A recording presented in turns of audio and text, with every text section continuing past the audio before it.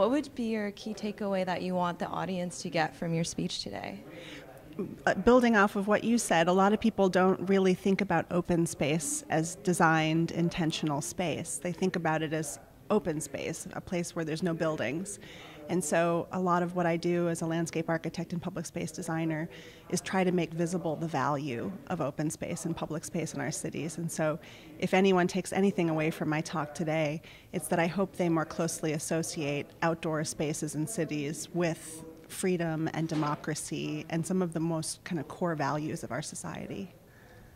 How amazing. Yeah.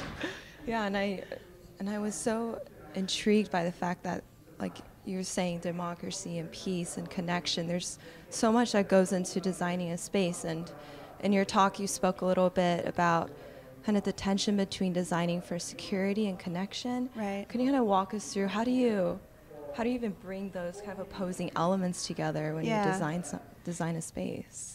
When you design public space, and this was something I tried to make clear in the talk, a lot of times you're looking at multiple dimensions. You know, you're looking at things like human comfort and natural systems and kind of city systems. And so as a landscape architect, you're trained to find commonality between those things, or places where those things feel comfortable together.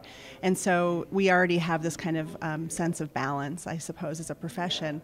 But when we think specifically about landscapes, it's about finding ways of making people feel safe and secure, probably most often through sort of small changes and integrated changes in the landscape, without kind of calling attention to the fact that you're in a secure place. Because once people see a sense of boundary or edge, or they perceive some sort of barrier in the landscape, it sends a message to them about their own safety. And so we try to make those things seamless and really focus on the human experience being positive. Yeah.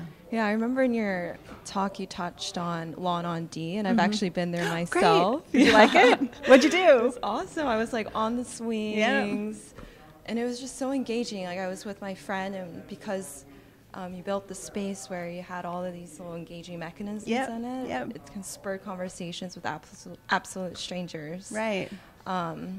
So I felt like from your talk that was a metric of success. That's of a right. well-designed space. Is there anything else that you try to, or other things that you'd find a space being successful? Yeah, and again, landscape architecture has so many considerations. When we think about what success looks like, it's lots of things. Oftentimes, Lawn on D in Chicago that I showed are both examples where those projects also generate money. So they actually generate revenue, which helps to pay for their care.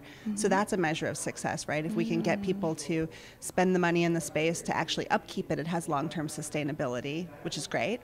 We think about environmental metrics, so how much stormwater are we catching, how much porous pavement can we use, how can we use native plant materials to minimize potable water and irrigation. So there's a whole host of sustainability metrics. And then the last thing is I'm kind of a social media junkie. I actually go and look at the Yelp reviews of the places that I design and Google reviews and try to understand, are people loving this place? Because if they don't love it, it won't persist, right? It won't stay. So I'm really grateful you've been to Lawn on D and that's been such a success. And that was meant to be temporary, and now it's become a permanent public space in our city. And that's because it's successful in all those ways. Yeah. Great. Is there anything else that you want people to know about your talk that you didn't really get to touch on?